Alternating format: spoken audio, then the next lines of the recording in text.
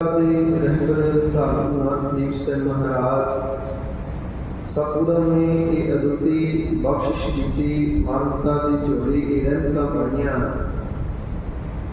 जिथे जीवन का लक्ष्य गुरबाणी अंदर सानू वार वार दर्शाया है। धन गुरु ग्रंथ साहिब महाराज जी की अरमता की बाणी जपजी साहिब अंदर हजूर ने जीवन का लक्ष्य अरमता में दर्शाया कि किव सचियारा हुई है, किव कूड़ है, टुट है पाल,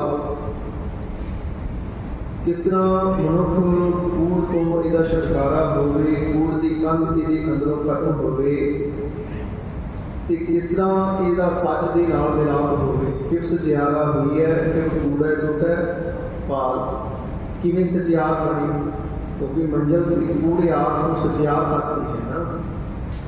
सच की है परमेश्वर कालपुरख वाहिगुरू परमात्मा।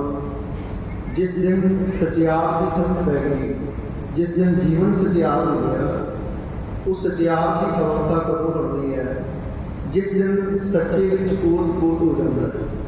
जिन्होंने आशा की आवाज गुरुदेव ने आख्या सच थाम पर जानी है जहाँ हृदय सच्चा होए, कूड़ की मल उतरै तन करे अच्छा धोए। बंधन की है एक कूड़ की कंध की बंधन है, कूड़ की मल एक झूठ की मल है। असी सचखंड पहुंचना है पर असी झूठ खड़ के धारनी हो चुके हैं। साडा निवास हर वेले झूठ के नाम है। ये जीवन दियां नौ बोलगां इस सचखंड नूं आपां दो रूपां में समझण दा यत्न करांगे। सतगुरु गुरुदेव की बख्शिश का विषय बड़ा गंभीर है, अगामी है, पर जिन्नी को सतगुरु सुरखी बख्शिश जपजी साहिब की अरमता की बेनती की सी, ये बाणी अगम है, अथाह है, अगाध बोध है। जमिया की दुनिया के कोई दे अर्थ करने वाला ये जैसे मत दे तैसा प्रकाश जिन्नी सतगुरु सुरखी बख्शिश। एक तो सचखंड है इस शरीर के अंदर अवस्था जिन्होंने दसम द्वार गुरुदेव ने बाणी किया है। दसम द्वारा अगम अपारा परम पुरख की काटी, ऊपर हाट हाट पर आला, आले भीतर थत। आखे ये सारे शरीर नौ गोलकों के उत्ते ये हड्डी है, पाप की दिमाग है, सिर है, ਇਹਦੇ ਉੱਤੇ ਇਹ ਆਲਾ ਜਿਹਦੇ ਦਿਮਾਗ ਵਸਦਾ ਹੈ। ਆਲੇ ਭੀਤਰ ਥਾਤੀ, ਥਾਤੀ ਦਾ अर्थ कितना है आखे इस दिमाग में ही वो अवस्था है सचखंड की अवस्था जिन्होंने मनुख जिंदे जी मान सकता है, प्राप्त कर सकता है। क्योंकि गुरमत ने मुक्ति की बात मरण तो बाद नहीं की। बेनी कह सुनो रे भक्तो संतो, मरण मुक्त किन पाई। अगर मर के कौन मुक्त हुए? असी तो जिंदे जी मुक्त होना ना, असी जिंदे जी को सचखंड निवास करना है। उस सचखंड में पहुंचने वास्ते पहला ये 5 4 खंडा तो ये पौड़ियां ने असी चढ़ना है। फिर अगे 9 गोलकां ने जिहड़ियां रुकावटां ने ये शरीर दी 9 गोलकां इसे नूं धन गुरु अमरदास महाराज दाता जी ने अनासक बख्शिश की। हर जियो गुफा अंदर रख के वाजा पवन बजाया। आखिर शरीर में परमात्मा ने जियो रख के विच श्वास पका देते, हवा का वाजा बजना आरंभ हो गया। जिस तरह वाजे हवा भरते हैं तो सुर बोलती है, ये श्वासों का वाजा गुरु ने भर दिता। श्वास आ रहे हैं, अखां विक रही है, जीवा बोल रही है, कान सुन रहे हैं, तो शरीर में हील हुजत है। हर जियो हर ते विश्राम है, जियो गुफा अंदर रख के जिंद गुफा में रख के शरीर गुफा में वाजा पवन बजाया। बजाया वाजा पवन 9 द्वारे प्रकट किए, 10वां गुप्त कर। ये 9 द्वारे 9 गोलकां परमेश्वर ने पैदा की। ये 9 गोलकां किहड़ियां ने? साडियां 2 अखां ने, 2 कान ने, 2 नासिकां ते एक जीवा ते 2 साडे गुप्त इंद्रिय लिंग ते गुदा। ये 9 गोलकां ने। इन्हां 9 गोलकां के रसां विच जीव ऐसा उलझिया आया ते सचखंड का निवासी बन नहीं सी, आया ते करते दे मिलाप नहीं सी, आया ते रूहानियत नूं मानन सी, पर इन्हां दे रसां विच ऐसा उलझिया इनू करते दा बोध भुल गया। इस संसार के नाल जुड़िया। जिन भगत कहते कबीर दीन गवाया दुनी स्यों, दुनी ना जानी साथ, पाई कुहाड़ा मारिया गाफल अपने हाथ। इन्हें दीन छड़ दिता, दीन तो पाप धर्म, धर्म काढ़े भी छड़ दिता। दुनिया वास्ते लोग की कहणगे, लोगों को खुश करना, लोगों को मनाउंदियां लंघ गया, जीवन बसर हो गया। ये धर्म खंड जो अगे ना हो सकिया। देखो धर्म से धारण किया पर उत्थे रुक गए। बड़े बहुतार लोग ने दुनिया में जिन्होंने खंडे बाटे की पहुँच ली, वो धर्म ही बने, पर ये पहले स्टैप से रुक गए। इस तो अगे ज्ञान खंड में सुख प्रवेश ना हो सके। कई का धर्म हंकार बन गया, कई का धर्म कर्म इन्होंने वापस ले गया, क्योंकि कर्म का हंकार हो गया। इसे क्या कर्म कांड, जिस कर्म को तन करे मन शामिल ना होया, तो इसे क्या कर्म धर्म पाखंड जो दिसै तिन जम जगाती लूटै, निर्वाण कीर्तन गावो करते का निमक सिमरत जित छूटै। जिन्होंने निर्वाण कीर्तन किया, रब की उपासना की, बंदगी की, इबादत की, वो धर्म खंड को ज्ञान खंड में आ गया। समझ बैठे सच की है, झूठ की है, चंगा की है, माड़ा की है, पुण्य की है, पाप की है। अंदर विवेक आ गया। ज्ञान कहते दीजै बुद्ध विवेका, गुरु तो विवेक बुद्ध मिली। विवेक बुद्ध सतगुरु ते पाई। मेरे दादे ने रहमत कर दी, विवेक बुद्ध दे दी, ज्ञान का प्रकाश हो गया। ज्ञान की है चानन है, सूरज जिस तरह चढ़ता है चानना हो जाता है। इस तरह ये ज्ञान का दीवा अंदर बढ़ गया, चानन हो गया। इस तो बाद अगे फिर कमाई सी श्रम खंड। हम चानन ते हो गया, हम चानन जो पालना सी करते ਉਹਦਾ ਮਿਲਾਪ करना सी। जागो आए सोई पे हाथ की हाँ घाट चलो हर लाहा के पसंद सुहेला, गुरु ने आख्या ਹੁਣ ਉਹਦੇ ਨਾਲ ਮਿਲਾਪ करना सी। इसी श्रम खंड अगे जीवन ਨੂੰ ਕਮਾਉਣਾ ਤੇ ਸਾਵਧਾਨ ਰਹਿ ਕੇ ਕਮਾਉਣਾ, ਵਿਕਾਰਾਂ ਤੋਂ ਬਚਣਾ। ਇਹ 9 ਗੋਲਕਾਂ ਨੂੰ ਇਹਨਾਂ ਤੋਂ ਜਿਹੜੇ ਸੰਸਾਰੀ ਰਸਾਂ ਤੋਂ ਬਚ ਕੇ ਨਿਰੰਕਾਰ ਦੇ ਨਾਮ ਨਾਲ ਜੁੜਨਾ ਹੈ, ਕਿਉਂਕਿ 9 ਰਸ ਜੀਵਨ ਨੂੰ ਉਲਝਾ ਰਹੇ ਨੇ। ਪਲ ਪਲ ਇਹਨਾਂ ਨੇ ਸਾਨੂੰ ਉਲਝਾਇਆ। ਬਾਦਸ਼ਾਹ ਨੇ ਬਾਣੀ ਕਿਹਾ ਨਾ कि ये 9 रस ने वाणी के अंदर बादशाह ने बख्शिश की है। रस सोना, रस रूपा कामन, रस परमल की वास, रस घोड़े, रस सीजा मंदिर, रस मीठा, रस मास। सचखंड पहुँचना कोई सौखी बात नहीं। ये राह दियाँ रुकावटां ने ये रस। रस सोना, सोना सोने के श्रृंगार आभूषण, ये रस बन के मनुख उड़ गया। रस रूपा चांदी के गहने ये श्रृंगार बन गए, इन्हें जुड़ गया। कामन स्त्री रस बन गई। देखो स्त्री के पुरख का संयोग परमेश्वर ने बनाया है, ये राही संसार की उत्पत्ति चलनी है। पर जो केवल विषय वासना ने स्त्री को वरतना तो रस वासना ने क्या, वो एक रस बन गया। स्त्री एक रस बन गई। रस सोना, रस रूपा कामन, रस परमल की वास, उठा रस बन गया। अतर फलेर सुगंधियां, इन्हों को रस घोड़े, पंजवा रस घोड़िया का। उन्होंने समय आवाजाही के साधन घोड़े सन।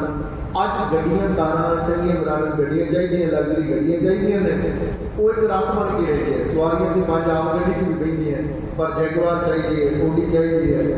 पाप एक रस है दुनिया में, मेरे को है करते है रहन बसेरा पर मिलियन का घर होना चाहिए। लोग वेखण वाले मेरा घर है, वो एक रस बन गया। बस कहते रस घोड़े, रस सीजा, सौण वाली सीजा रस बन गई। मंदिर घर बार रस बन गए। रस मीठा, मिठे पदार्थ खाने ये भी एक रस है। मास 9वां रस है मास। बस कहते एक ते रस शरीर के कै घाट नाम निवास। सजना नाम कितने बसेगा? 9 रसा नाल तेरे 9 द्वार भरे हुए, 9 ही द्वारे ने ते 9 ही रस ने। आख्या ये भरे हुए कै घाट नाम निवास, नाम तो भी धाई नहीं ना। फिर ये जिथे बादशाह ने कहता जिथे हंकार है उसे निरंकार नहीं, होमे नामे नाम विरोध है। इतने सचखंड का बंद बनेगा, क्योंकि नाम का तो होमे का विरोध है। असी तो होमे तो उत्ते नहीं उठ पाए। साडा कर्म होमे के हंकार में चल जाता, मैं गुरु कर जाता, मैं बाणी पढ़ता, मैं तीर्थ यात्रा करता, मैं धर्मी है। ये बहुत बड़ा हंकार हो गया। मैं ज्ञानी है, मैं कदा बात, मेरे वर्गा कोई नहीं। ये बहुत बड़ा हंकार गुरु रहमत करे। जिस दिन ये हंकार की निवृत्ति होगी, निरंकार उस दिन प्रकट होगा। पातशाह ने बख्शिश की, आख्या धर्मखंड को ज्ञान आ गया, ज्ञान को सूझी मिल गई, चंगे के बुरे की समझ बह गई, विवेक आ गया। फिर अगे कमाई सी, धर्म नूं कमाउणा सी, अगे कमाई श्रम खंड मेहनत है। तो जिहड़े मेहनत करते हैं फिर उन्होंने मालिक की बख्शिश मिलती है। ਅਸੀਂ पढ़ते मेहनत मेरी रहमत तेरी, मेहनत साडी है पर जो गुरु रहमत करेगा तो वो सफल होएगी ना। हुण बच्चा मेहनत कर रहा है, उस तो बाद वो सियाल एक साल 3 बार एग्जाम होंगे है, पता लगता बच्चे की पढ़ाई है, कितों तक उसका दिमाग का विकास होया, कितना को उन्हें पकड़ की है। इसी तरह गुरु भी परख करता है। इसलिए कहते कबीर कसौटी राम की झूठा टिकै ना कोई, जिहड़ा झूठा धर्मी बनया पिछावे का धर्मी बनया पातशाह क्या नहीं टिकेगा। अंदरों झूठे पैज बाहर दुनिया अंदर फैल, 68 तीर्थ जे नावे उतरे नाही मैल। अंदर झूठ है तो बाहरों फला धर्मी का पातशाह क्या नहीं सचखंड तक पहुंचेगा। अंदरों झूठे पैज बाहर दुनिया अंदर फैल, 68 तीर्थ जे नावे उतरे नाही जिन पट अंदर बाहर गुजरते भले संसार। तिन नेहों लगा रब सिद्धि देखने विचार, जिन्हों के अंदर रब के वेखण की विचार चल रही है, परमेश्वर नाल प्यार लग गया है, फिर उन्होंने बात लिखा रंग हसे रंग रोवे चुप भी कर जाहे, परवाह ना ही किसे केरी बाज सच्चे ना उन्होंने सच्चे मालक उन्होंने कहते परवाह। तो फिर परमात्मा के आसरे हो गए, तो वो आसरे बेपरवाह सदा रंग हर के ज्ञान को पाक स्वामी, वो बेपरवाह हो गए। एक होंदा लापरवाह, एक होंदा बेपरवाह। असी लापरवाह हो गए, सानू किसी की परवाह नहीं। एक होंदा रब के आसरे बेपरवाह हो जाए, तो रब के प्यारे जिहड़े श्रम खंड लंघ गए हैं, कर्म खंड तक पहुँच के गुरु की बख्शिश हासिल कर ली है, वो फिर बेपरवाह हो जाती है संसार। तो पातशाह ने कहा जिहड़े कर्म खंड में पहुँचे ते अगे पंजवां खंड है सचखंड। एक तो सुरत की बेनती की सी भी एक ने सुरत की अवस्था है, 10 द्वारा 12 कर्म मुक्ति घट, जो जीव के 9 गोलका इन्होंने रसा तो कुत्ते उठ करके उस करने को अंदर ही प्राप्त कर लेंगे। पातशाह ने बाणी लिखा 8 पैरी 8 खंड 9वां खंड श्री आख्या 8 पैर ने 4 पैर दिन 4 पैर रात ते 8 खंड 9वां खंड श्री 9वां खंड जिहड़ा ये साडा शरीर है, इस विच 9 नित नाम एक भाले ही कही। आख्या ये 9 निधियां का खजाना नाम है, पर भाले गुणी गहीर जिहड़े गुणों के व्यापारी ने, जिहड़े गंभीर सूरत वाले ने, जिन्हों की सूरत एकाग्र हो गई, जिहड़े अगम राशि जुड़ गए, जिन्हों की सूरत बारीक हो गई, भाले गुणी गहीर को प्राप्ति कर लेंगे। फिर भगत समझ कहो कबीर एक कही है काहे साध संगत बैकुंठे आहे, फिर वो साध संगत बैकुंठ आते हैं, इतने आके सूझी मिलती है। क्योंकि गुरु ने दसना है ना वो सचखंड कितने, गुरु ने मिलाप करवाना है उस करते का। गुरु ही परमेश्वर का भेद करता है, गुरु के परमेश्वर दोनों अभेद ने। गुरु परमेश्वर एक को जान नाम सुधे सिमरत वेद पार ब्रह्म गुर नाही के, पार ब्रह्म परमेश्वर में गुरु च भेद नहीं है, पर गुरु चरणों च आया उस करते का मिलाप से कुछ सोची होनी है। मिल सत संगत खोज दसाई विच संगत हर प्रभ वसै देव। इतिहास सोची मिली कि संगत परमेश्वर का रूप है, साक्षात उसका रूप है, संगत में निरंकार का निवास है। फिर पातशाह ने आख्या जो संगत में आके तेन सोची मिलेगी, तेन घट घट निरंकार जिहड़ा नजर आएगा। कल यही बात पातशाह ने समझाई ना, कर्म खंड की बाणी जोर तिथ है और न कोई होर, परमात्मा तो बिना उत्थे कोई दिसदा नहीं है। उस बख्शिश वाले खंड तिथे लो आकार आका वो हुक्म सारा चल रही है। एक परमात्मा की बख्शिश की रहमत जो जीव को प्राप्त हो जाती है, उन्होंने फिर एक अकाल पुरख वाहिगुरू परमेश्वर को बिना को नजर नहीं होता, उन्होंने दिसदा भी परमात्मा है। वो फिर गुड़े दिखाए हुए ना ईत उत घट घट तू ही मोहे ना। वो कहते इधर उधर मैं देखना घट च भी इधर भी तू ही मोहे ना, मैंने मेरे मालिक को नहीं दिसना है, तेरे तो बिना मैंने नजर नहीं आता। वो दिसदा की है परमात्मा की है, परमात्मा व्यक्ति नहीं है, वो परम शक्ति है जिसका कोई रूप ते रंग ते आकार नहीं है। इसे अमृत वेले पढ़ लेंगे चक्र चिन्ह और वर्ण जात और पात नहीं देने, रूप रंग और रेख भेद को कह नहीं सकते, उहदे भेद को बयान नहीं कर सकता।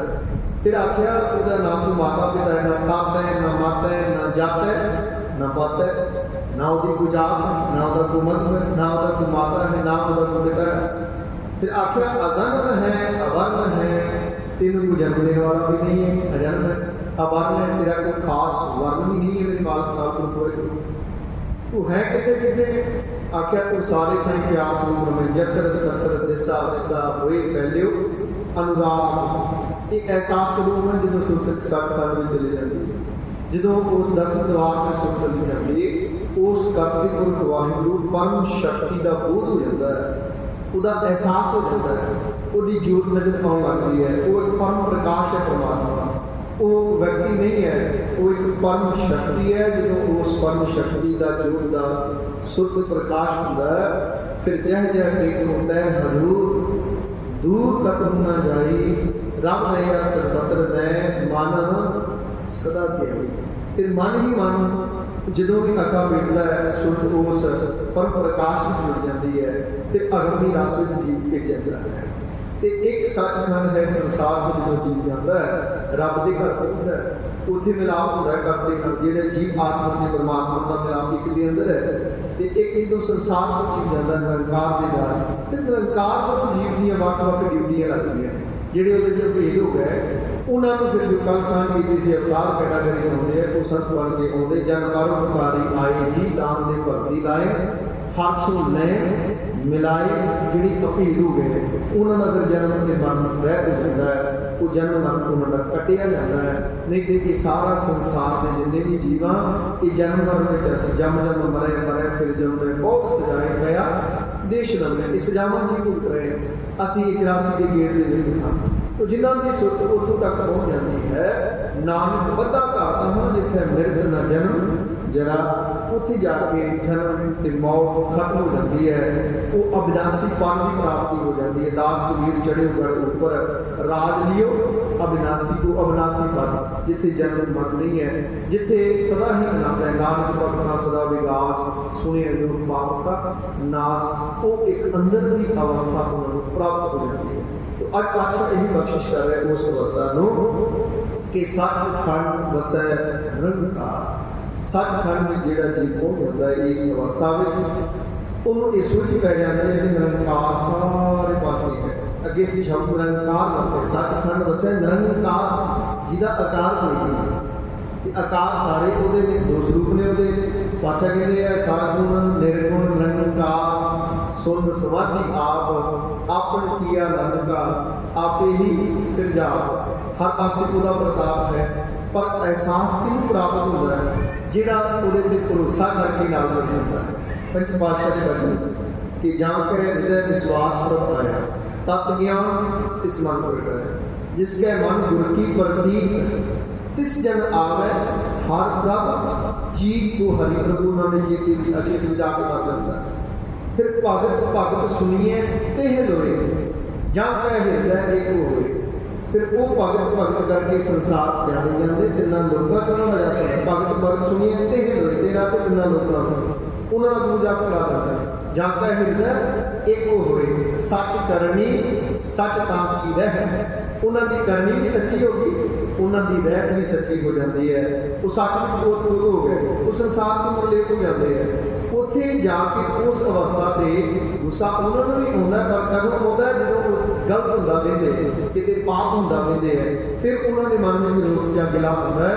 नहीं वो निर्लेप अवस्था में आनंद मानते हैं। पातशाह कहते भगत भगत सुनिए ते लोए जहाँ का हृदय एक होवे सच करनी, उन्होंने करनी सच में चोट हो जाती है। सच ताम की रहत ते जीवन जाच उन्होंने रहत जी है वो भी सच है। सच करनी सच ताम की रहत, सच हृदय सच मुख कह, हृदय में भी सच वस गया ते मुख तो भी वो सच ही बयान करते हैं। वो मुख तो होर नहीं कि जिन मन होर मुख होर, ये बात नहीं उन्होंने हृदय में भी सच है ते बाहर भी उन्होंने सच है।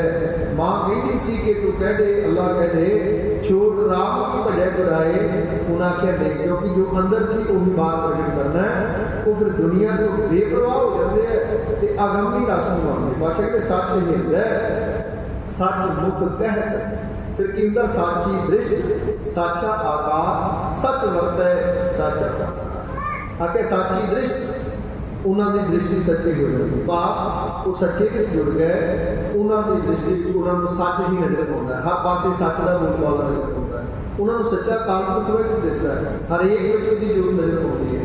पातशाह कहते सच साची दृष्टि, साचा आकार, उस सच्चे के आकार उन्होंने नजर आते हैं। ये जग सच्चे की है कोठड़ी, सच्चे का विचवास, क्योंकि ब्रह्म दृष्टि प्राप्त होगी ना। अजे साढ़े कोल है चाम दृष्टि है, काम दृष्टि है, दाम दृष्टि है, तीन तरह की दृष्टि है साढ़े। असी चाम दृष्टि नाल वेखदे हां, मनो कितना सोहना है, या कोई इस तरीके कितनी सोहनी है, तो चाम दृष्टि नाल असीं करदे हां, ते काम दृष्टि वासना की दृष्टि नाल असीं वेखदे हां। ते इस तो अगे जाके है ब्रह्म दृष्टि। वो ब्रह्म दृष्टि करो रब को नहीं, जिस दिन निरंकार के नाल जुड़ेगा।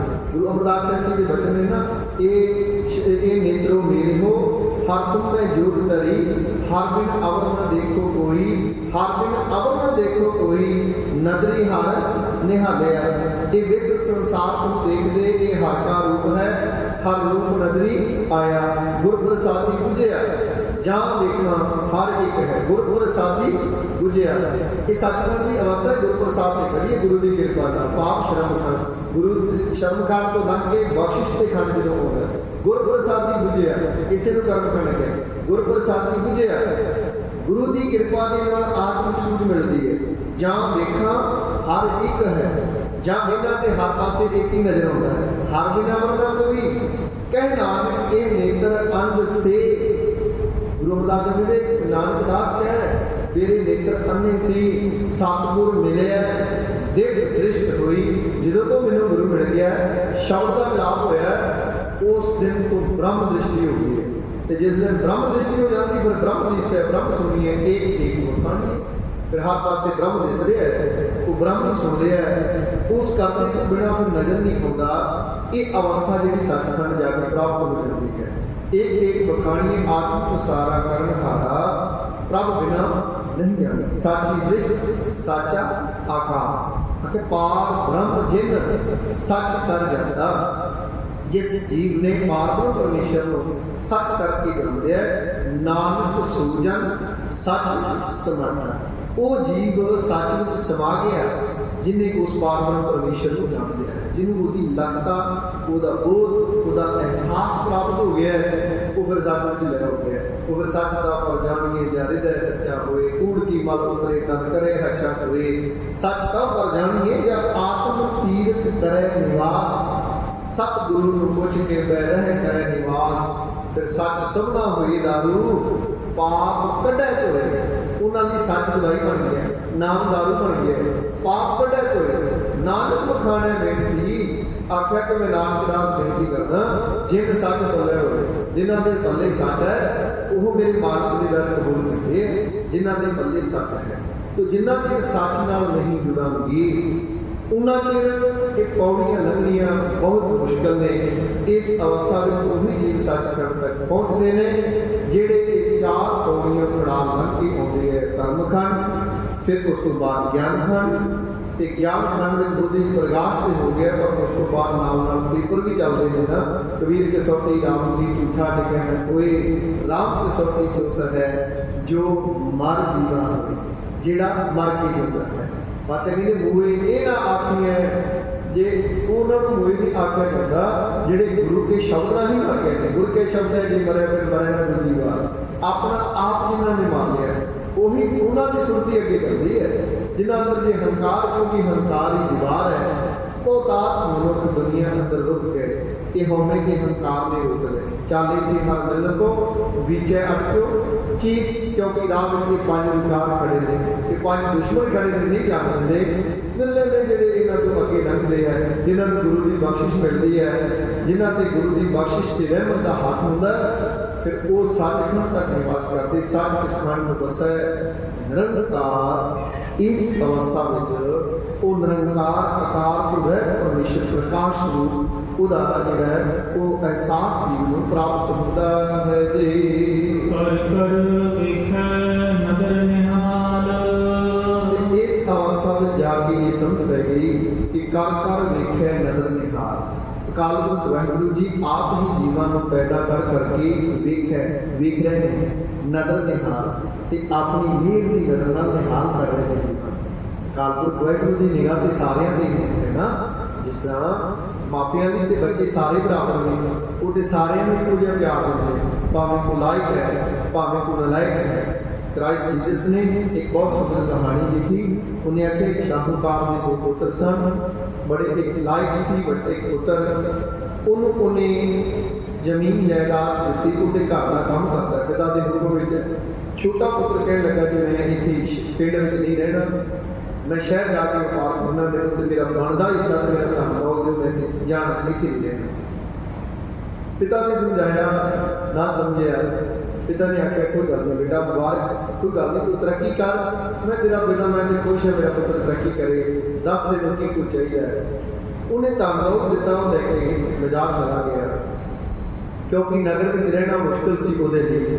ਉਹਦੇ ਅੰਦਰ ਬਿਰਦੀਆਂ ਵਿਕਾਰ ਸਨ, ਉਹ ਚਾਹੁੰਦਾ ਸੀ ਨਸ਼ੇ ਕਰਨਾ, ਉਹ ਚਾਹੁੰਦਾ ਸੀ ਜੂਆ ਖੇਡਣਾ, ਉਹ ਚਾਹੁੰਦਾ ਸੀ ਵੇਸ਼ਵਾਵਾਂ ਦੇ ਨਾਚ ਵੇਖਣੇ, ਪਰ ਉਹ ਪਿੰਡ ਵਿੱਚ ਮੁਨਾਸਿਬ ਨਹੀਂ ਸੀ। ਉਹਨੇ ਕਿ ਸ਼ਹਿਰ ਵਿੱਚ ਸਾਰਾ ਕੁਝ ਹੈ। ਪਿਤਾ ਨਾਲ ਝਗੜਾ ਕਰਕੇ ਉਹਨੇ ਧਨ ਦੌਲਤ ਆਪਣੇ ਹਿੱਸੇ ਦਾ ਲੈ ਲਿਆ, ਚਲਾ ਗਿਆ।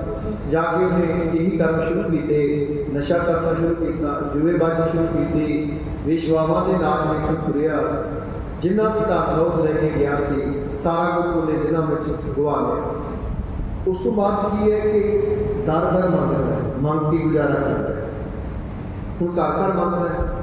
ਇੱਧਰ ਦੂਸਰਾ ਪੁੱਤਰ ਲਾਇਕ ਸੀ, ਉਹਨੂੰ ਜ਼ਮੀਨ ਜਾਇਦਾਦ ਦਿੱਤੀ, ਅੰਗੂਰਾਂ ਦੇ ਬਾਗ ਉਹਨੇ ਲਾਏ ਹੈ, ਉਹ ਬੜੀ ਮਿਹਨਤ ਕਰਦਾ ਹੈ, ਸਵੇਰ ਤੋਂ ਆਪਣੇ ਖੇਤਾਂ ਚਲੇ ਜਾਂਦਾ, ਮਿਹਨਤ ਕਰਦਾ ਹੈ, ਪਿਤਾ ਉੱਤੇ ਬਹੁਤ ਪਸੰਦ ਹੈ। ਇਹ ਦਰ ਮੰਗਦਾ ਹੈ ਤੇ ਇੱਕ ਦਿਨ ਇਹਦੇ ਮਨ 'ਚ ਪਿਤਾ ਦਾ ਖਿਆਲ ਆਇਆ ਵੀ ਫੁੱਲ ਤੇ ਮੇਰੇ ਤੋਂ ਬਹੁਤ ਵੱਡੀ ਹੋ ਚੁੱਕੀ ਹੈ, ਪਰ ਫਿਰ ਵੀ ਮੇਰਾ ਪਿਤਾ ਹੈ, ਉਹ ਮੇਰੇ ਤੇ ਜ਼ਰੂਰ ਕਰਨਾ ਕਰੇਗਾ, ਤਰਸ ਕਰੇਗਾ, ਕਿਉਂ ਨਾ ਮੈਂ ਪਿਤਾ ਨੂੰ ਚਿੱਠੀ ਲਿਖਾਂ। ਹੈ ਤੇ ਮੇਰਾ ਪਿਤਾ ਸ਼ਾਹੂਕਾਰ ਹੈ ਤੇ ਮੈਂ ਇੱਕ ਭਿਖਾਰੀ ਦੀ ਨਿਆਈ ਦਰ ਮੰਗ ਕੇ ਗੁਜ਼ਾਰਾ ਕਰਨਾ, ਇਸ ਤਰ੍ਹਾਂ ਤੇ ਜੀਵਨ ਗੁਜ਼ਰਨਾ ਨਹੀਂ ਹੈ। ਉਹਨੇ ਚਿੱਠੀ ਲਿਖੀ ਆਪਣੇ ਪਿਤਾ ਨੂੰ, ਮੈਂ ਇਸ ਦਿਨ ਆ ਰਿਹਾ ਤੁਹਾਡੀ ਮਦਦ ਵਾਸਤੇ, ਮੈਂ ਅੱਜ ਤੋਂ ਬੀਤੀਆਂ ਭੁੱਲਾਂ ਦੀ ਮੈਂ ਮਾਫੀ ਮੰਗਦਾ ਤੇ ਮੈਂ ਤੁਹਾਡੇ ਦਰ ਆ ਰਿਹਾ, ਘਰ ਵਾਪਸ ਪਰਤ ਰਿਹਾ। ਪਿਤਾ ਨੂੰ ਚਿੱਠੀ ਪੜ੍ਹੀ। ਇਸ ਦਿਨ ਉਹਨੇ ਪਹੁੰਚਣਾ, ਪਿਤਾ ਨੇ ਤਿਆਰੀ ਕਰਵਾ ਦਿੱਤੀ। ਉਹਨੇ ਬਹੁਤ ਸੋਹਣੇ ਜਿਹੜੇ ਗੇਟ ਆਦਿ ਬਣਵਾਏ, ਬਹੁਤ ਸੋਹਣਾ ਉਹਨੇ ਸਮਾਗਮ ਰੱਖ ਲਿਆ, ਉਹਨੇ ਲੋਕਾਂ ਨੂੰ ਦਾਵਤ ਦਿੱਤੀ, ਬੜੀਆਂ ਖੁਸ਼ੀਆਂ ਤੇ ਚਾਅ ਕੀਤੇ ਵੀ ਮੇਰਾ ਪੁੱਤਰ ਆ ਰਿਹਾ। ਜਿਸ ਨੇ ਤੇ ਇੱਥੋਂ ਤੱਕ ਲਿਖਿਆ ਮੈਂ ਆਖਿਆ ਉਹਨੇ ਭੇਡੂ ਮੰਗਾ ਕੇ ਕਟਵਾ ਲਏ, ਉਹਨਾਂ ਦਾ ਬਾਹ ਸਾਧ ਕਰਿਆ, ਉਹਨੇ ਖੁਸ਼ੀ ਮੇਰਾ ਪੁੱਤ ਵਾਪਸ ਆ ਰਿਹਾ। ਕਿਸੇ ਨੇ ਜਾ ਕੇ ਖਬਰ ਦਿੱਤੀ ਦੂਸਰੇ ਪੁੱਤਰ ਨੂੰ ਜਿਹੜਾ ਖੇਤੀਬਾੜੀ ਕਰਦਾ ਸੀ ਵੱਡਾ, ਵੀ ਤੂੰ ਤੇ ਇੰਨਾ ਲਾਇਕ ਪੁੱਤ, ਤੂੰ ਇੰਨੀ ਮਿਹਨਤ ਕਰਨ ਵਾਲਾ, ਤੇਰੇ ਤੇ ਕਦੀ ਪਿਤਾ ਖੁਸ਼ ਹੋਇਆ, ਤੇਰੇ ਕਰਕੇ ਤੇ ਕਦੀ ਕਿਸੇ ਨੂੰ ਦਾਵਤ ਨਹੀਂ ਦਿੱਤੀ, ਕਦੇ ਜਿਹੜਾ ਨਾ ਢੋਲ ਡਗੇ ਮਗਾਏ, ਨਾ ਇੱਕ ਸੁੰਦਰ ਨਾਚ ਹੋਈ। ਤੇ ਅੱਜ ਤੂੰ ਜਿਹੜਾ ਜਿਹਨੇ ਸਾਰਾ ਕੁਝ ਗਵਾ ਦਿੱਤਾ, ਉਹ ਆ ਰਿਹਾ ਤੇ ਤੇਰੇ ਪਿਤਾ ਨੇ ਖੁਸ਼ੀ ਮਨਾਈ। ਉਹ ਵਾਪਸ ਆਇਆ, ਜਿਹੜਾ ਲਾਇਕ ਸੀ ਉਹਨੇ ਆ ਕੇ ਪਿਤਾ ਨੂੰ ਸਵਾਲ ਕੀਤਾ ਵੀ ਮੈਂ ਤੇ ਰੋਜ਼ ਤੁਹਾਡੇ ਕੋਲ ਰਹਿੰਦਾ, ਮੈਂ ਤੁਹਾਡੇ ਕਹਿਣੇ ਚਾਹਾਂ ਇੰਨੀ ਮਿਹਨਤ ਕਰਦਾ, ਤੁਸੀਂ ਮੇਰੇ ਲਈ ਤੇ ਕਦੀ ਏਡਾ ਅਡੰਬਰ ਰਚਿਆ ਨਹੀਂ ਜਿਹੜਾ ਅੱਜ ਉਹਦੇ ਲਈ ਰਚ ਰਹੇ ਜੇ। ਪਿਤਾ ਨੇ ਆਖਿਆ ਪੁੱਤਰਾ, ਤੇਰੇ ਲਈ ਅਡੰਬਰ ਦੀ ਲੋੜ ਨਹੀਂ, ਤੂੰ ਰੋਜ਼ ਹੀ ਮੇਰੀ ਖੁਸ਼ੀ ਤੇ ਬਖਸ਼ਿਸ਼ ਲੈ ਰਿਹਾ, ਤੂੰ ਰੋਜ਼ ਹੀ ਮੇਰੇ ਕੋਲ ਰਹਿਣਾ, ਮੈਂ ਰੋਜ਼ ਹੀ ਤੈਨੂੰ ਅਸੀਸਾਂ ਤੇ ਰਹਿਮਤਾਂ ਤੇ ਬਖਸ਼ਿਸ਼ਾਂ ਨਾਲ ਰੋਜ਼ ਹੀ ਨਵਾਜ਼ਦਾ ਹੈ। ਆਖਿਆ ਜਿਹੜਾ ਭੁੱਲ ਗਿਆ ਸੀ, ਜਿਹੜਾ ਗੁਰਾਹੇ ਪੈ ਗਿਆ, ਜਿਹਨੇ ਸਾਰਾ ਕੁਝ ਬਰਬਾਦ ਕਰ ਲਿਆ ਹੈ, ਜੇ ਅੱਜ ਬੁਰਿਆਈ ਵਾਲਾ ਭਲੇ ਦੇ ਰਾਹ ਤੇ ਚੱਲ ਰਿਹਾ ਤੇ ਜਸ਼ਨ ਮਨਾਉਣਾ ਬਣਦਾ ਹੈ, ਕਿਉਂਕਿ ਅੱਜ ਉਹ ਵਾਪਸ ਪਰਤ ਰਿਹਾ। ਮੈਨੂੰ ਤਾਂ ਖੁਸ਼ੀ ਹੈ ਮੇਰਾ ਪੁੱਤ ਮੇਰੇ ਘਰ ਵਾਪਸ ਆ ਰਿਹਾ। ਇਹ ਜਿਸ ਨੇ ਦਾ ਅੰਤ ਦਿੱਤਾ, ਉਹਨੇ ਆਖਿਆ ਕਿ ਜਿਸ ਦਿਨ ਜੀਵ ਤੂੰ ਪਰਮਾਤਮਾ ਦੇ ਘਰ ਵਾਪਸ ਆਏਗਾ, ਗੁਰੂ ਵੀ ਜਸ਼ਨ ਮਨਾਏਗਾ ਖੁਸ਼ੀ ਦਾ, ਮੇਰਾ ਪੁੱਤ ਮੇਰੇ ਘਰ ਵਾਪਸ ਆ ਗਿਆ। ਕਿਉਂਕਿ ਅਸੀਂ ਗੁਰੂ ਦੇ ਪੁੱਤਰ ਹਾਂ, ਅਸੀਂ ਦੂਰ ਚਲੇ ਗਏ ਹਾਂ, ਅਸੀਂ ਬੁਰਾਈਆਂ 'ਚ ਪੈ ਗਏ ਹਾਂ, ਅਸੀਂ ਵਿਕਾਰਾਂ 'ਚ ਪੈ ਗਏ ਹਾਂ, ਅਸੀਂ ਗੁਨਾਹਾਂ ਤੇ ਅਪਰਾਧਾਂ ਦੀ ਦਲਦਲ ਵਿੱਚ ਪੈ ਗਏ ਹਾਂ, ਅਸੀਂ ਗੁਰੂ ਤੋਂ ਦੂਰ ਚਲੇ ਗਏ ਹਾਂ। ਗੁਰੂ ਦੀ ਸਾਰਿਆਂ ਉੱਤੇ ਨਿਗਾਹ ਕਰ ਰਿਹਾ, ਮਿਹਰ ਦੀ ਉਹਦੀ ਬਖਸ਼ਿਸ਼ ਨੂੰ ਕਿਸੇ ਤੋਂ ਮੰਗੂਗਾ ਨਹੀਂ। ਗੁਰੂ ਕਿਸੇ ਵੱਲ ਪੇਟ ਨਹੀਂ ਕਰਦਾ, ਦੁਰਾਚਾਰੀ ਕਰਦੇ ਵੱਲ ਪੇਟ ਕਰਦਾ। ਗੁਰੂ ਨੇ ਸੁਤੰਤਰਤਾ ਦਿੱਤੀ ਹੈ, ਆਜ਼ਾਦੀ ਦਿੱਤੀ ਹੈ, ਬੁਰਾਈ ਕਰ ਰਿਹਾ ਕਰੀ ਜਾ। ਗੁਰੂ ਤੇ ਬੈਠਾ ਹੈ ਨਾ ਹਰੇਕ ਅੰਦਰ, ਉਹ ਵੇਖ ਰਿਹਾ, ਕਰ ਵੇਖਿਆ ਨਜ਼ਰ ਨਿਹਾਲ ਪੈਦਾ ਕਰ ਰਿਹਾ, ਬੈਠਾ ਵੇਖੋ ਬੁਰੇ ਅੰਦਰ ਵੀ ਬੈਠਾ ਹੈ, ਪਰ ਜਦੋਂ ਬੁਰਾਈ ਕਰ ਰਿਹਾ ਰੱਬ ਨਹੀਂ ਰੋਕਦਾ, ਚੰਗਿਆਈ ਕਰਨ ਵਾਲਾ ਚੰਗਿਆਈ ਕਰ ਰਿਹਾ, ਗੁਰੂ ਨਹੀਂ ਰੋਕਦਾ, ਕਿਉਂਕਿ ਕਰਮ ਕਰਕੇ ਮਨੁੱਖ ਸੁਤੰਤਰ ਹੈ। ਇਹ ਆਜ਼ਾਦੀ ਮਨੁੱਖ ਨੂੰ ਦਿੱਤੀ ਹੈ, ਭਾਈ ਤੂੰ ਕਰਮ ਕਰ, ਲੇਖਾ ਮੈਂ ਕਰਨਾ, ਤੇਰਾ ਕਰਮ ਹੀ ਆਪੋ ਆਪਣੀ ਕੀ ਨੀੜ ਹੈ, ਕਰਨੀ ਕਰਨੀ ਹੋਏ ਵਿਚਾਰ मैं ठीक बात विचार नहीं कर लगा कर्मा दे तू कर, ये आज़ादी सानू मिलती है। तो क्राइस्ट जीसस ने लिखा कि वो पुत्र घर आया, पिता ने घर लाया, उन्हें खुशी का जश्न मनाया कि मेरा पुत्र बुरे राह में तुरया सी अज वापस आया, मैं ये खुशी जश्न मना रहा है। वो कहते अल्लाह ताला भी गॉड भी जश्न मनाता है जिस दिन उसका पुत्र एक चीज वापस परतता है। तो असी घर परतीए जिस दिन असी घर वापस परतांगे। ठीक है, मनुखी जामा है, गुनाह असी नहीं करने और कौन करेंगे, बच्चा ही करता है ना। तो ना बच्चा नहीं करेगा कौन करेगा, घर में बच्चा गलती करता है असी गुस्सा कर देंगे। सियाने बुजुर्ग कह देते हैं भाई बच्चा है, जो बच्चा नहीं भुल करेगा आप थोड़ा करेंगे, तो बच्चे नहीं करेंगे ना। इस तरह कानून कोई को साढ़े पिता असी उन्होंने बच्चे हाँ, पर जिस दिन अपनी भुल कबूल के गुरु को आ जाएंगे कि हम अपराधी सत भूलते तुम बख्श हारे, मेरा गुरु उधर ही बख्श देगा। जिस दिन उसके दर आके भुगतनी करांगे तो मेरे गुरु का स्वभाव है जो शरण आवे इस कंठ लावे ये बिरद स्वामी संग कंठदार के गला गुरु गले ला लेगा। तो जिस दिन असी गुरु को आ जाएंगे तो बेनती कर रहे सरकार पर वेखे नजर निहार। अकाल पुरख वाहिगुरु जी ने जी पैदा करते है, पैदा करके वो सारे वेख रहे हैं, सारे की परमात्मा की नजर है, सबना ऊपर नजर प्रभ देवी। किसे थोड़ी किसे है कनेरी, कोई बख्शिश का पात्र बन गया, उन्हें निगाह मिल गई है, रहमत मिल गई है, किसी ने थोड़ी जी बख्शिश मिली है। बख्शिश से मिली चुकी मनुखी जामा मिल गया, 84 लाख तो बाद जीवन मिल गया, विश्वास देते हैं, तान और देता है, पदार्थ देते तियां पुत्र देते हैं, बख्शिशा की कमी नहीं है। पर असल बख्शिश जो नाम रूप बख्शिश है वो विरलियां को प्राप्त होती है। तो विरले इस राह के पांधी बनते, फिर वो श्रम खंड तो पहुँच करके कर्म खंड जाते, उन्होंने सचखंड निवास होता है। जिन्होंने उसका एहसास होता है उन्होंने समझ पैंती कर कर वेखे नजर निहाल। अकाल पुरख मेहर की निगाह बख्शिश की निगाह सारे पैदा करके सारे संसार की समाप्त कर रहा है जी।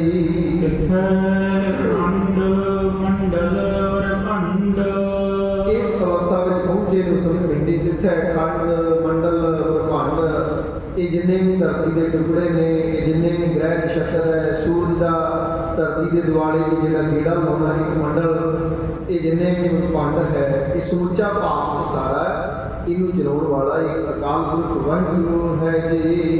जेको कथै अंत न अंत, पातशाह ने कहा जेको कथै ता अंत न अंत, जेको कथन का यत्न करे, बयान करने का यत्न करे, आख्या अंत नहीं पा सकता। उदा एडा को बड़ा सारा है। पिछे पढ़ आए करते तय करने ना ही शुमार, शुमार के अंदर करना सके ती दाप जाने कौन कूद कूदा के अंदर आख्या उन्हें दाता का अंदाजा लगा सके। जो कुछ उन्हें पैदा करता है, पैदा एक बार किया, जो कुछ पाया से लिखा बार, पर आख्या उन्होंने असी जीव नहीं जान सकते। जे को कथ है, जे को कथन करने का बयान करने का यत्न करे ता अंत ना अंत, आख्या उदा अंत नहीं पाया जा सकता जी।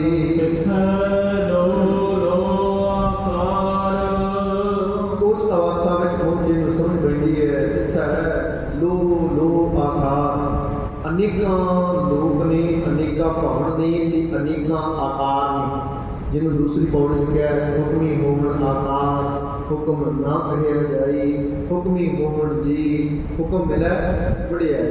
आख्या ने किन्ने को आकार पैदा कर देते हैं, उन्होंने सारे आकारों को जीव नहीं मिल सकता। असी तो केवल किन्ने को मनुख पैदा किए, मनुख की शक्ल नहीं देख सकते। जिन्हें रब ने धरती से केवल मनुख पैदा किए हैं, असी हर मनुख की शक्ल नहीं देख सकते भी किन्ने को मनुख ने। 84 लाख जूना तो कितने दूर रह गई, उन्होंने आकार तक कितने दूर रह गए हैं।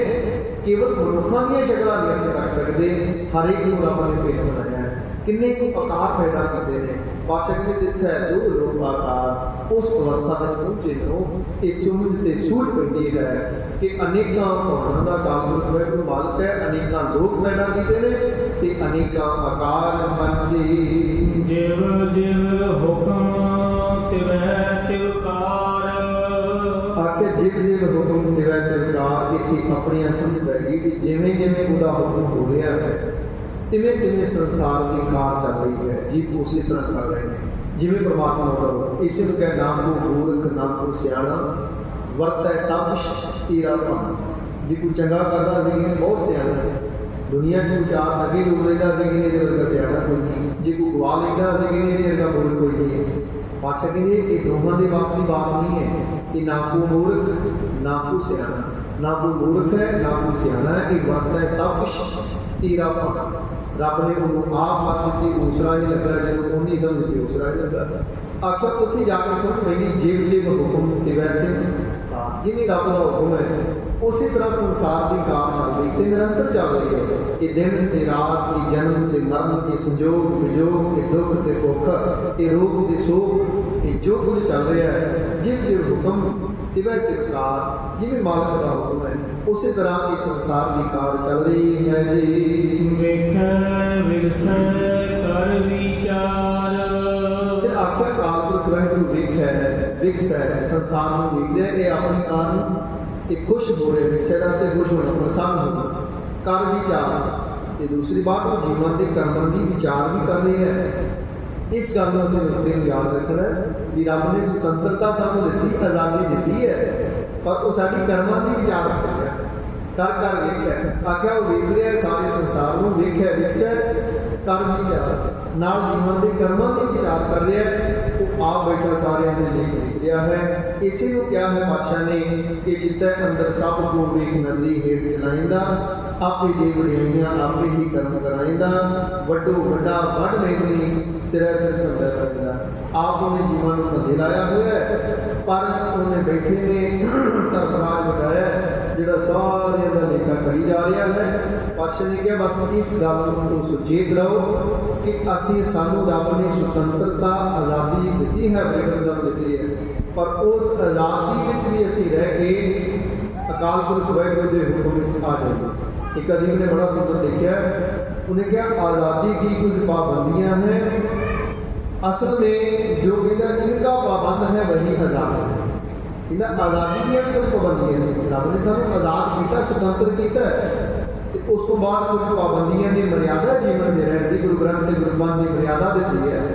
ਜਿਸ ਤਰ੍ਹਾਂ ਦਰਿਆ ਵਹਿੰਦਾ ਹੈ ਉਹਦੀ ਮਰਿਆਦਾ ਹੈ ਦੋ ਕਿਨਾਰੇ, ਜੇ ਉਹ ਕਿਨਾਰਿਆਂ ਤੋਂ ਵਹਿੰਦਾ ਹੈ ਤੇ ਸ਼ਾਹ ਸਮੁੰਦਰ ਮੰਜ਼ਿਲ ਤੱਕ ਪਹੁੰਚ ਜਾਂਦਾ ਹੈ।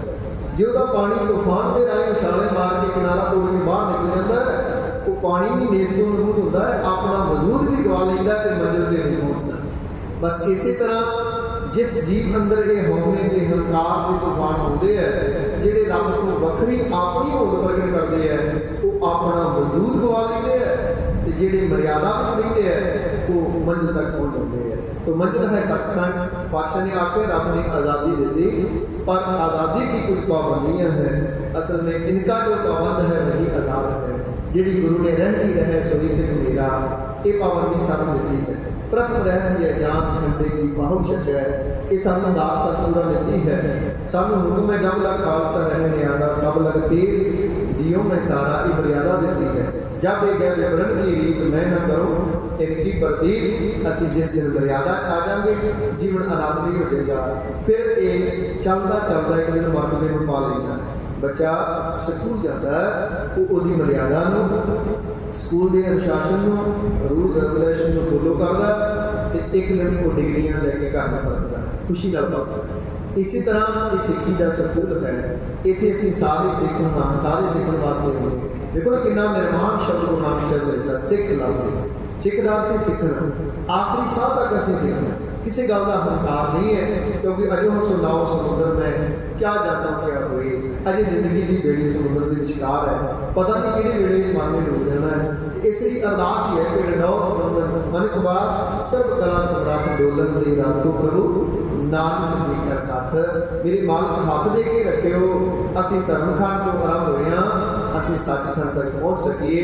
पातशाह ने इस अवस्था में ज्ञान समझ पैगी विख है विगस है काल विचार, अकाल पुरख वाहिगुरू देख रहे हैं, प्रसन्न हो रहे हैं।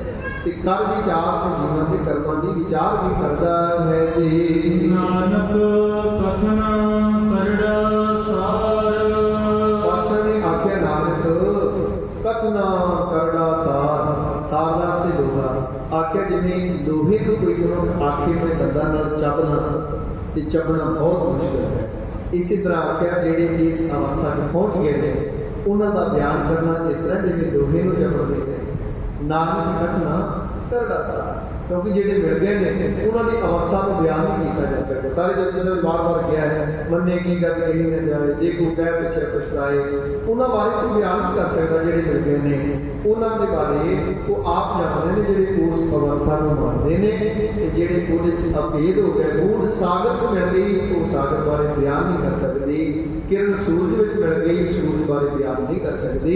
ਇਸੇ ਤਰ੍ਹਾਂ ਜੀਵ ਜਿਸ ਦਿਨ ਬ੍ਰਹਮ ਵਿੱਚ ਲੈ ਹੋ ਗਿਆ, ਫਿਰ ਬ੍ਰਹਮ ਬਾਰੇ ਜਾਣੇ ਨਹੀਂ ਵਿਆਹ ਨਹੀਂ ਕੀਤਾ ਜਾ ਸਕਦਾ, ਉਹਦੇ 'ਚ ਅਭੇਦਤਾ ਦੀ ਪ੍ਰਾਪਤੀ ਕੀਤੀ ਜਾ ਸਕਦੀ ਹੈ।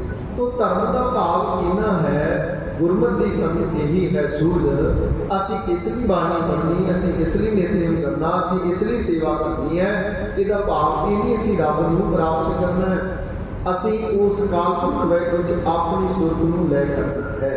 ਪਿਛਲੇ ਦਿਨ ਵੀ ਸਾਂਝ ਕੀਤੀ ਸੀ, ਲੋਕ ਮਾਤਰ ਕਹਿ ਕੇ ਮੈਂ ਸਮਾਪਤੀ ਕਰਾਂ। ਇੱਕ ਬੱਚਾ ਉਹ ਦਰਿਆ ਦੇ ਕਿਨਾਰੇ ਫਿਰ ਰਿਹਾ ਸੀ, ਹੱਥ ਵਿੱਚ ਗੁੱਜੀ ਜਾਰੋ ਜਾਰ ਹੋ ਰਿਹਾ ਸੀ, ਕਦੀ ਇੱਧਰ ਨੂੰ ਰੋਣਾ ਚਲਾ ਜਾਏ, ਕਦੀ ਇੱਧਰ ਨੂੰ ਚਲਾ ਜਾਏ। ਸਿਆਣੇ ਪੁਰਸ਼ਾਂ ਨੇ ਰੋ ਕੇ ਪੁੱਛਿਆ, ਬੇਟਾ ਕੀ ਗੱਲ ਕਿਉਂ ਰੋ ਰਹੇ ਹੋ? ਕਹਿੰਦਾ ਜੀ ਮੇਰੀ ਮੁਸ਼ਕਿਲ ਬਹੁਤ ਵੱਡੀ ਹੈ। ਉਹਨਾਂ ਪੁੱਛਿਆ ਕੀ ਕਾਹਦੀ ਮੁਸ਼ਕਿਲ? ਕਹਿੰਦਾ ਗੁੱਜੀ 'ਚ ਸਮੁੰਦਰ ਪਾਉਣਾ ਚਾਹੁੰਦਾ। ਹੈਰਾਨ ਹੋਏ, ਉਹਨਾਂ ਆਖਿਆ ਨਹੀਂ ਇਹ ਬੇਟਾ ਨਹੀਂ ਕਰਨਾ। ਇੱਕ ਦਾਰਸ਼ਨਿਕ ਫਿਲਾਸਫਰ ਲੰਘ ਰਿਹਾ ਸੀ, ਉਹਨੇ ਭੀੜ ਨੂੰ ਪਾਸੇ ਕਰਕੇ ਗਾਂਹ ਹੋਇਆ ਬੱਚੇ ਕੋਲ, ਬੇਟਾ ਕੀ ਗੱਲ ਕਿਉਂ ਰੋ ਰਹੇ? ਉਹਨੇ ਆਖਿਆ ਬਾਬਾ ਮੇਰੀ ਮੁਸ਼ਕਿਲ ਬਹੁਤ ਵੱਡੀ, ਤੂੰ ਚਲਾ ਜਾ, ਤੇਰੀ ਵੱਸ ਦੀ ਬਾਤ ਨਹੀਂ। ਉਹਨੇ ਆਖਿਆ ਜੀ ਮੈਂ ਬਹੁਤ ਵੱਡਾ ਗਿਆਨੀ ਹੈ, ਤਤ ਦੇਖਣਾ ਫਿਲਾਸਫਰ ਹੈ ਬੇਟਾ, ਐਸਾ ਕੋਈ ਸਵਾਲ ਨਹੀਂ ਜਿਹਦਾ ਮੇਰੇ ਕੋਲ ਜਵਾਬ ਨਾ ਹੋਵੇ। ਉਹਨੇ ਆਖਿਆ ਬਾਬਾ ਫਿਰ ਲੈ ਦੱਸ, ਆ ਕੁਜੀ 'ਚ ਮੈਂ ਸਮੁੰਦਰ ਪਾਉਣਾ ਚਾਹੁੰਦਾ। ਉਹ ਸ਼ਰਮਸ਼ਾਰ ਹੋਇਆ ਵਾਲੀ ਸਭਾ 'ਚ। ਉਹਨੇ ਆਖਿਆ ਬਾਬਾ ਸੈਰ ਕਰਨ ਚੱਲੇ ਸਾਂ, ਗੱਲ ਬੱਚੇ ਨੂੰ ਪੁੱਛਿਆ ਵੀ ਸ਼ਰਮਸ਼ਾਰ ਹੋਏ। ਉਹਨੇ ਆਖਿਆ ਬੇਟਾ ਇਹ ਹੱਲ ਨਹੀਂ ਹੁੰਦਾ, ਕਹਿ ਕੇ ਉਹ ਸੈਰ ਕਰਨ ਚਲਾ ਗਿਆ। ਜਦੋਂ ਵਾਪਸ ਸੈਰ ਤੋਂ ਕਰਦੇ ਆ, ਉਹੀ ਬੱਚਾ ਉਸ ਦਰਿਆ ਦੇ ਕਿਨਾਰੇ ਬੜਾ ਖੁਸ਼ ਲੱਗਿਆ, ਹੱਥ ਵਿੱਚ ਗੁੱਜੀ ਸੀ। ਉਹਨੇ ਪੁੱਛਿਆ ਬੇਟਾ ਤੇਰੀ ਮੁਸ਼ਕਿਲ ਦਾ ਹੱਲ ਹੋ ਗਿਆ? ਕਹਿਣ ਲੱਗਾ ਜੀ ਹਾਂ ਬਾਬਾ। ਤੇ ਮਨੁੱਖ ਨੂੰ ਹੈਰਾਨੀ ਕੀ ਹੁੰਦੀ ਕਿ ਮੈਂ ਕੀ ਕੀਤਾ ਤੇ ਹੱਲ ਕੀ ਨਹੀਂ ਕੀਤਾ। ਪੁੱਛਿਆ ਬੇਟਾ ਤੇਰਾ ਹੱਲ ਕੀ ਨਹੀਂ ਕੀਤਾ? ਉਹਨੇ ਆਖਿਆ ਬਾਬਾ ਮੈਂ ਥੱਕ ਹਾਰ ਕੇ ਰੋਣ ਤੋਂ ਬਾਅਦ ਜਦੋਂ ਮੇਰਾ ਕੋਈ ਚਾਰਾ ਨਹੀਂ ਚੱਲਿਆ, ਮੈਂ ਹੱਥ ਜੋੜ ਕੇ ਅਰਦਾਸ ਕੀਤੀ ਪਰਮਾਤਮਾ ਦੇ ਚਰਨਾਂ 'ਚ ਵੀ ਪਰਮਾਤਮਾ ਮੇਰੀ ਮੁਸ਼ਕਿਲ ਬਹੁਤ ਵੱਡੀ ਹੈ। ਹਰ ਕੋਈ ਕਹਿ ਰਿਹਾ ਇਹਦਾ ਹੱਲ ਕੋਈ ਨਹੀਂ ਹੈ, ਕੁਝ ਹੀ ਸਮੁੰਦਰ ਨਹੀਂ ਪੈ ਸਕਦਾ, ਮੇਰੀ ਮਾਲਕ ਤੁਸੀਂ ਰਹਿਮਤ ਕਰੋ, ਸੂਝੀ ਬਖਸ਼ੋ। ਆਖਿਆ ਜਦੋਂ ਮੈਂ ਅਰਦਾਸ ਕਰਕੇ ਨਮਸਕਾਰ ਕੀਤੀ ਤੇ ਪ੍ਰੇਰਣਾ ਆਈ, ਜੇ ਸਮੁੰਦਰ ਕੁਜੀ 'ਚ ਨਹੀਂ ਪੈ ਸਕਦਾ, ਕੁਜੀ ਤੇ ਸਮੁੰਦਰ 'ਚ ਪੈ ਸਕਦੀ। ਬਾਬਾ ਮੈਂ ਵਗਾ ਕੇ ਮਾਰੀ ਤੇ ਵੀ ਮੇਰੀ ਖੁਸ਼ੀ ਦਾ ਰਾਜ਼ ਹੈ। ਕਹਿਣ ਤੋਂ ਮੁਰਾਦ ਕਿ ਮੱਤ ਸਾਡੀ ਕੁਜੀ ਹੈ, ਇਹਦੇ ਵਿੱਚ ਕਾਲਪੁਰਖ ਵਾਹਿਗੁਰੂ ਨੇ ਕਹਿ ਨਹੀਂ ਹੋਣਾ। ਅਸੀਂ ਆਪਣੀ ਮੱਤ ਨੂੰ ਕੁਜੀ ਨੂੰ ਜਦੋਂ ਵਗਾ ਕੇ ਗੁਰੂ ਚਰਨਾਂ 'ਚ ਮਾਰਾਂਗੇ, ਇਹ ਸੁਰਤ ਦੇ ਸ਼ਬਦ ਵਿੱਚ ਲੈ ਹੋਣਾ ਕਿ ਮਾਰਗ ਹੀ ਸਤਿਗੁਰਾਂ ਦਿੱਤਾ ਹੈ। ਸੁਰਤ ਸ਼ਬਦ ਪਵ ਸਾਗਰ ਭਰੀ ਹੈ, ਨਾਨਕ ਨਾਮ ਸਤਿਗੁਰ ਰਹਿਮਤ ਕਰਨ ਜਿਸ ਦਿਨ ਸ਼ਬਦ ਤੇ ਸੁਰਤ ਦਾ ਮੇਲ ਹੋਏਗਾ, ਉਸ ਦਿਨ ਸੱਚਖੰਡ ਤੱਕ ਜੀਵਨ ਦੀ ਪਹੁੰਚ ਹੋਏਗੀ। ਸਤਿਗੁਰ ਕੇ ਪੈਂਡਾ ਸਾਡੇ ਸਾਰਿਆਂ ਦੀ ਝੋਲੀ ਪਾਉਣ, ਕਿਉਂਕਿ ਧਰਮ ਸ਼ਰੀਰ ਦਾ ਵਿਸ਼ਾ ਨਹੀਂ, ਇਹ ਸੁਰਤ ਦਾ ਪੈਂਡਾ ਹੈ। ਸਤਿਗੁਰ ਸਾਡੇ ਸਾਰਿਆਂ ਦੀ ਝੋਲੀ ਸੁਰਤ ਦਾ ਪੈਂਡਾ ਬਖਸ਼ਣ। ਅਸੀਂ ਵੀ ਰੂਹਾਨੀਅਤ ਨੂੰ ਮਾਣਦੇ ਹੋਏ ਇਹ ਜੀਵਨ ਨੂੰ ਸਫਲ ਕਰਕੇ ਗੁਰੂ ਦਾ ਰੂਪ ਪੈ ਸਕੀਏ, ਜਿਸ ਦੇ ਰਾਹੀਂ ਇਹ ਲੋਕ ਸੁਖੀਏ ਪਰ ਲੋਕ ਸੁਖੀ ਮਿਲੇ। ਨਾਨਕ ਹਰ ਪ੍ਰਭ ਆਪੇ ਮਿਲੇ ਕੋ ਚੁੱਕ ਦੀ ਖਿਮਾ, ਪਿਆਰ ਸਦੀਵ ਸੀਸ ਲੋ ਫਤਿਹ ਆਖੋ ਜੀ। ਵਾਹਿਗੁਰੂ ਜੀ ਕਾ ਖਾਲਸਾ